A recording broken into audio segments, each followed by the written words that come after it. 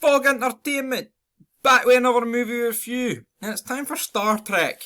Something that I had zero interest in. As much as my interest went in terms of Star Trek was watching the Tayside version on Chewing the Fat about a million years ago, but we're here to review the 2009 movie. It comes in at 127 minutes long. And you know what? It was actually pretty good. I don't like this sort of space shit, but with Chris Pine's character, Admiral James, it was very good, right? Because it gave you like a proper ass prologue, right?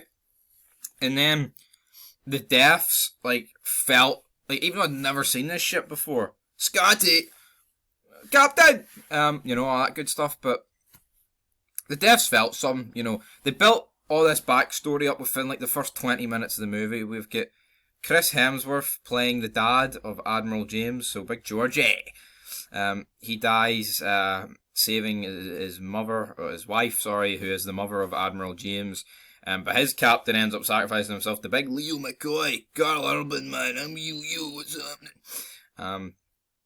Essentially with him though, Leo basically holds Spock responsible for his planet getting destroyed. So he's like, fuck it, I'm putting you on this ice planet for you to get destroyed. But it turns out you're no actually Spock. Even though I speak to you, Admiral James, that you are Spock. You're no Spock. I'm pretending that I'm Spock for the future. But in reality, brother, I'm no Spock for the future.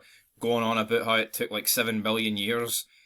When they went through the black hole, Leo and the crew, but when he went through the black hole, it took him 3 seconds. 3-minute warning, 3-second warning to the black hole. We had all that, but you know, like even like when we were like in America, we were in Iowa with Chris Payne's character. It's like it just felt like it didn't feel like, you know, and like the banter was brilliant. You know, like I have to say, it is far more like, you know, I feel like anyone could watch this compared to Star Wars. With Star Wars, it's very like politically correct. Like they would never say a bad word like master. But in this, like they're fucking bad mouthing each other. I really like that. Really like this element of this movie, Star Trek. I mean, Simon Pegg's character Scotty. Simon Pegg does a pretty decent Scottish accent, but I mean you can kind of tell it's put on. Like, but I mean at the same time, it's still pretty good.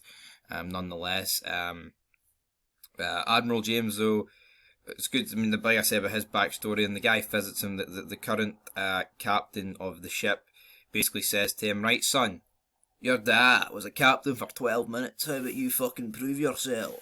And he's like, "I'll date in 3." 3 years later, he is going to become a captain, but he feels that he passes the test that Spock set up. But he basically says, "Yeah, he cheated, but Spock, you cheated because the test is unwinnable."